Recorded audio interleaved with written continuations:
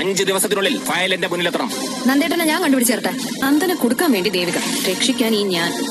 Hello guys, അങ്ങനെ നമ്മുടെ സുഗമോ TV പുതിയ പ്രമോദം. നമ്മുടെ ദേവികനെ പാർട്ടിയുടെ മെയിൻ നേതാവ് ഉണ്ടല്ലോ, അദ്ദേഹം വിളിച്ചിട്ട് പറയുന്നുണ്ട്, നിങ്ങളുടെ വീട്ടുകാരൊക്കെ കൂടി ചേർന്നാണ് ഈ പൊട്ടങ്ങൾ കളിക്കുന്നത്. ആ ഫയൽ എത്രയും പെട്ടെന്ന് തിരിച്ചു കിട്ടിയേ പറ്റൂ. 24 മണിക്കൂറിനുള്ളിൽ ആ ഫയൽ ഇവിടെ എത്തിയിരിക്കണം, അല്ലെങ്കിൽ ദേവികയുടെ സ്ഥാനം തെറിക്കും എന്നൊക്കെ പറഞ്ഞ് ദേവിക എന്നെ ഭീഷണിപ്പെടുത്തി വിടുവാട്ടോ. അപ്പൊ ദേവികയാണെങ്കിൽ പോലീസിനെയൊക്കെ ഏർപ്പാടാക്കുകയാണ്. പോലീസ് അന്വേഷിച്ച് നന്ദുവിനെ കണ്ടെത്തട്ടെ എന്നുള്ള രീതിയിലാണ് ഇപ്പൊ നമ്മുടെ ദേവികയുടെ പോക്ക്.